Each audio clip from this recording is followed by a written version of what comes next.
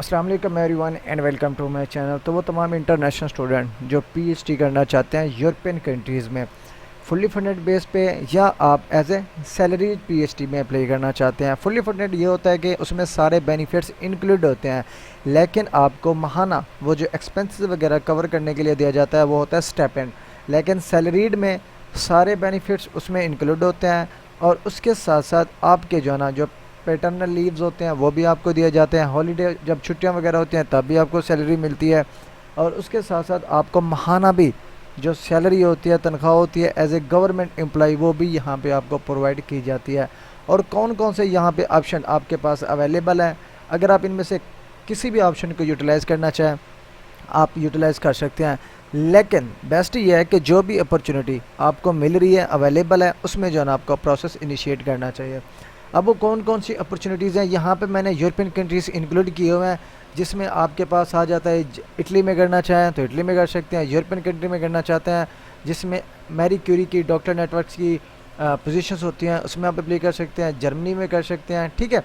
उसके साथ साथ आप स्विट्ज़रलैंड में करना चाहें, और उसके साथ साथ आप यूके में करना चाहें, या आप न्यूजीलैंड में करना चाहें, या आप आयरलैंड में करना चाहें, ठीक है।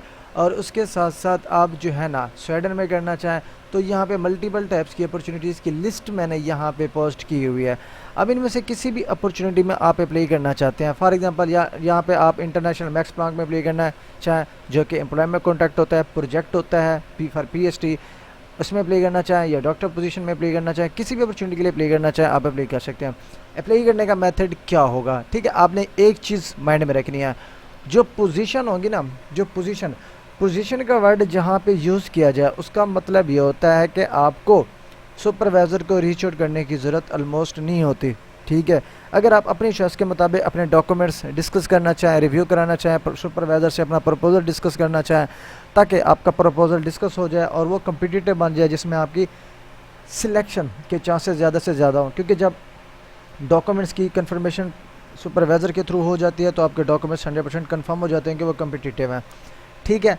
पोजीशन का मतलब ये होता है कि आपको डायरेक्ट उसके स्पेसिफाइड पोर्टल पे एप्लीकेशन डायरेक्टली सबमिट करनी पड़ती है, और जो एप्लीकेशन आप सबमिट करते हैं उसकी रिक्वायरमेंट्स भी आपको प्रिपेयर करनी पड़ती है इन एडवांस, जिसमें आपका रिसर्च प्रपोजल हो गया जिसको आप प्रोजेक्ट भी कहते हैं, और उसके साथ साथ आपका स्टेटमेंट ऑफ पर्पज़ हो गया, ठीक है, मोटिवेशन लेटर हो गया, सीवी होगी, कवर लेटर हो गया, ये तमाम तो डॉक्यूमेंट्स।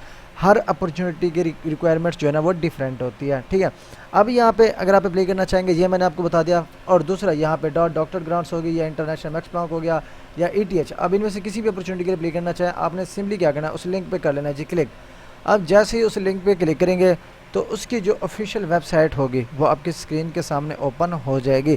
अब ये जैसे कि डाट की आपकी स्क्रीन के सामने ओपन हो चुकी है, इसको आपने इंग्लिश में कन्वर्ट करना है, ठीक है, इंग्लिश में कन्वर्ट करना है। यहाँ पे स्कॉलरशिप फॉर जर्मनी पे क्लिक करें, या आप सिंपल यहाँ पे भी लिख सकते हैं। अगर आप यहाँ पे स्कॉलरशिप फाइंड आउट नहीं करना चाहते ना, तो यहाँ पे भी आप लिख सकते हैं। यहाँ पे ये भी आपको अपॉर्चुनिटीज़ मिल गई है ना, ये सारे, ठीक है। अब यहाँ पे देखें जी, आप मास्टर स्टडी करना चाहते हैं डाट के लिए, वो भी स्कॉलरशिप अवेलेबल है। रिसर्च ग्रांट्स लेना चाहते हैं जो कि 2 मंथ से 1 साल की ग्रांट्स होती है, जिसमें आप पीएचडी या पोस्ट की रिसर्च को कंप्लीट करते हैं। ये जो है ना स्पेसिफिक पीएचडी स्टूडेंट भी अप्लाई कर सकता है, पोस्ट डॉक्टर भी कर सकता है, रिसर्चर भी कर सकता है, ठीक है। ये इसमें यह है कि आपको ग्रांट प्रोवाइड की जाती है, उस ग्रांट के थ्रू आप सारे एक्सपेंसेस जो है ना कवर करते हैं, ठीक है। और उसके बाद जो है ना डॉक्टर प्रोग्राम इन स्टडी, अगर आप इसमें अप्लाई करना चाहते हैं पीएचडी एंड पोस्ट डॉक, इसमें जो है ना आपको डाट खुद फंड करता है, जिसमें ईच एंड एवरीथिंग इसमें इंक्लूड होते हैं। ये 100% फ्री होता है, इवन कि इसमें फैमिली अलाउंसेस भी इंक्लूड होते हैं। अब इस क्या क्या है यहाँ पे देखिए जी, व्हाट कैन बी फंडेड, ये सारी बेनिफिट्स की डिटेल आपको यहाँ पे मिल जाएगी।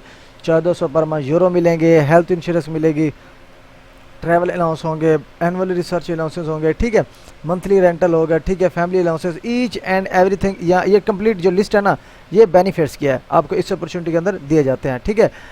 अब किसी भी पीएचडी के लिए आप अप्लाई करना चाहेंगे तो ठीक है, चाहे आप डाट के लिए अप्लाई करना चाहें पोजीशन को छोड़ के, अगर आप स्विस गवर्नमेंट एक्सीलेंस स्कॉलरशिप के लिए अप्लाई करना चाहते हैं, कैलेंडर के लिए अप्लाई करना चाहते हैं, गेट्स के लिए अप्लाई करना चाहते हैं, इंपीरियल प्रेसिडेंट स्कॉलरशिप के लिए अप्लाई करना चाहते हैं, स्टूडेंटशिप के लिए अप्लाई करना चाहते हैं, या आप इनमें से इंटरनेशनल कोई भी स्कॉलरशिप अप्लाई करना चाहते हैं, इसका जो वे ऑफ अप्लाई होगा, फर्स्ट ऑफ ऑल आपने उस स्कॉलरशिप के अंडर जो पार्टिसिपेटेड यूनिवर्सिटीज़ होंगी, ठीक है, उनकी पार्टिसिपेटेड जो यूनिवर्सिटीज़ होंगी, आपने वहाँ पे अपना जो रिसर्च ग्रुप है वो फाइंड आउट करना है। फिर जो रिसर्च ग्रुप या जिस सुपरवाइज़र के साथ आपका रिसर्च एरिया मैच कर रहा होगा, आपने उस सुपरवाइज़र का डाटा वहाँ से कलेक्ट करना है, उसकी मोस्ट रिसेंट 1 से 2 पब्लिकेशन रीड आउट करनी है। फिर जो है ना उस सुपरवाइज़र को या उस कोऑर्डिनेटर को या उस प्रोफेसर को जो है ना आपने एक कस्टमाइज फॉर्म में ईमेल राइट करनी है और उसको जो है ना आपने कॉन्टैक्ट करना है फॉर सुपरविजन एक्सेप्टेंस, ठीक है, या ऑफ़र, ठीक है। अब सुपरवाइज़र के पास 2 से 3 टाइप्स की फंडिंग भी होते हैं, ऑप्शन भी होते हैं। एक तो अगर आप किसी सुपरवाइज़र को रीच आउट करेंगे किसी यूनिवर्सिटीज़ की शॉर्टलिस्टिंग के बाद, अगर वो आपको फ़ंड करना चाहता है तो वो अपने रिसर्च ग्रुप में भी इनरोल कर सकता है, वो आपको डायरेक्ट ऑफ़र भी दे सकता है, ठीक है। और वो ऑफ़र डिपेंडेड होगी आपके रिसर्च मोटिवेशन पे, क्या आप रिसर्च करना क्या चाह रहे हैं, आपके पास आइडिया क्या है। वो फिर आपको प्रपोज़ल ऐड करना पड़ता है, वो फिर उस प्रपोज़ल की प्रेजेंटेशन आपको देनी होती है जब प्रोफेसर के साथ आपका इंटरव्यू होता है, ठीक है। फिर जो है ना वो प्रोफेसर डिसाइड करता है। अगर आप कम्पिटिटिव एप्लीकेंट होते हैं तो वो डायरेक्टली ऑफ़र भी दे सकता है। सेकंड ऑप्शन, अगर उसके पास फंड्स नहीं है तो वो गवर्नमेंटल स्कॉलरशिप के लिए भी आपको रिकमेंड कर सकता है।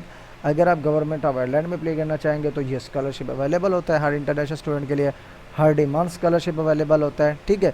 ये आयरलैंड की अपॉर्चुनिटीज़ है। सेम इसी तरह से अगर आप जर्मन में अप्लाई करना चाहेंगे तो आप स्पेसिफाइड प्रोजेक्ट में अप्लाई करना चाहें एज ए एम्प्लॉई, वो भी अप्लाई कर सकते हैं।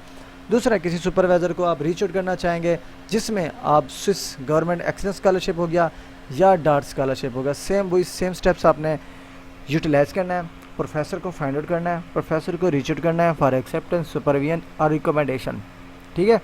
तो जिस सुपरवाइज़र के पास फंडिंग नहीं होगी तो फंडिंग के ऑप्शन जो आपने यूटिलाइज़ करने हैं, अगर आप जर्मनी में कर रहे हैं तो जर्मनी का ये फ़ंड अवेलेबल है, अगर आप स्विट्ज़रलैंड में करना चाहेंगे तो स्विट्ज़रलैंड का ये स्कॉलरशिप अवेलेबल है, ठीक है। अगर आप यूके में करना चाहते हैं तो यूके का कॉमनवेल्थ स्कॉलरशिप अवेलेबल है, ठीक है। अगर आप आयरलैंड में अप्लाई करना चाहते हैं तो हाई डिमांड है, government of Ireland post graduate scholarship है, ठीक है। तो ये ऑप्शन आपके पास अवेलेबल होते हैं जब किसी सुपरवाइज़र को आप रीच आउट करते हैं। लेकिन सुपरवाइज़र के पास अगर फंड्स नहीं होते, ठीक है, आपको प्लेस देने के लिए तो रेडी है, लेबॉर्ट्रीज़ में जगह देने के लिए तो वो रेडी है, लेकिन उसके पास फ़ंड नहीं है कि आपके एजुकेशन को वो सपोर्ट करे, तब जो है ना आपने उनसे एक्सेप्टेंस, सुपरविजन या रिकमेंडेशन लेके उसी के लेटर को आपने यहाँ पे यूज़ करना होता है इसमें से किसी भी फंडिंग के लिए अप्लाई करने के लिए। फॉर एग्जांपल अगर आप जर्मनी के डार्ट के लिए अप्लाई करते हैं जिसकी 31 अगस्त लास्ट डेट अप्लाई है, इसमें सुपरवाइज़र को रीच आउट करने के बाद आपको वहाँ से एक्सेप्टेंस लेटर लेना होता है। सेम जैसे कि चाइना का कॉमन स्कॉलरशिप है, उसमें ये होता है कि सुपरवाइज़र को रीच आउट करो, प्रोफेसर को उनसे एक्सेप्टेंस लेटर, और फिर जो है ना CSC स्कॉलरशिप होता है या कैश आंसर स्कॉलरशिप हो गया, उसके लिए आपको अप्लाई करनी पड़ती है। सेम इसी तरह से जो गवर्नमेंटल स्कॉलरशिप है जिसमें आपको गवर्नमेंट सपोर्ट करेगी, उसमें अगर आप अप्लाई करना चाहेंगे, इंटरेस्टेड हैं, तो फर्स्ट ऑफ ऑल आपको सुपरवाइज़र को रीच आउट करके उनसे रिकमेंडेशन लेनी होगी, एक्सेप्टेंस लेनी होगी, ठीक है।